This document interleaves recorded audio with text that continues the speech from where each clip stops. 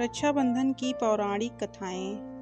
भाई बहन के अटूट प्रेम को समर्पित रक्षाबंधन का त्योहार पूरे देश में धूमधाम से मनाया जाता है। लेकिन क्या आप जानते हैं कि इस त्योहार की शुरुआत सगे भाई बहनों ने नहीं की थी। रक्षाबंधन कब शुरू हुआ, इसे लेकर कोई तारीख तो स्पष्ट नहीं है, लेकिन माना जाता है कि इस पर्व की शुरुआत सतयुग में हुई थी।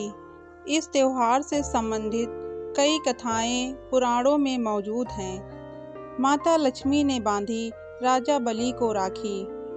राजा बलि बहुत दानी राजा थे और भगवान विष्णु के अनन्य भक्त भी थे। एक बार उन्होंने यज्ञ का आयोजन किया।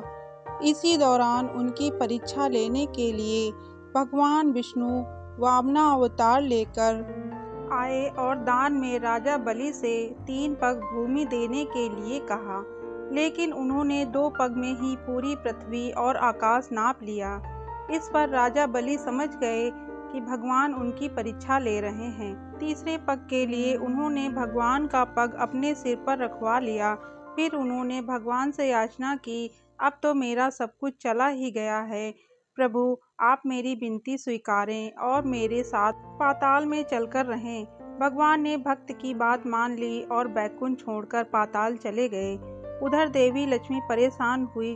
फिर उन्होंने लीला रची और गरीब महिला बनकर राजा के पास और राजा बलि को राखी बांधी। बलि ने कहा कि मेरे पास तो आपको देने के लिए कुछ भी नहीं है। इस पर देवी लक्ष्मी अपने रूप में आ गईं और बोली कि आपके पास तो साक्षात भगवान हैं, मुझे वही चाहिए, मैं उन्हें ही लेने आई हूँ। इस पर बलि ने भगवान विष्णु को माता लक्ष्मी के साथ जाने दिया। जाते समय भगवान विष्णु ने राजा बलि को वरदान दिया कि वह हर साल 4 महीने पाताल में ही निवास करेंगे। यह 4 महीना चतुर्मास के रूप में जाना जाता है, जो देवशयनी या एकादशी से लेकर देव उठनी एकादशी तक होता है। द्रौपदी ने श्री कृष्ण को बांधा रक्षा सूत्र। राखी से जुड़ी एक सुंदर घटना का उल्लेख महाभारत में मिलता है। सुंदर इसलिए क्योंकि यह घटना दर्शाती है कि भाई बहन के स्नेह के लिए उनका सगा होना जरूरी नहीं है। कथा है कि जब युधिष्ठिर इंद्रप्रस्थ में राजसूय यज्ञ कर रहे थे, उस समय सभा में शिशुपाल भी मौजूद था। शिशुपाल ने भगवान श्री कृष्ण का अपमान किया तो श्री कृष्ण ने अपने सुदर्शन चक्र से उसका वध कर दिया। लौटते हुए सुदर्शन चक्र से भगवान की छोटी उंगली थोड़ी कट गई और रक्त बहने लगा। यह देख द्रौपदी आगे आई और उन्होंने अपनी साड़ी का पल्लू फाड़कर श्री कृष्ण की उंगली पर लपेट दिया। उसी समय श्री कृष्ण ने द्रौपदी को वचन दिया कि वह एक एक धागे का ऋण चुकाएंगे।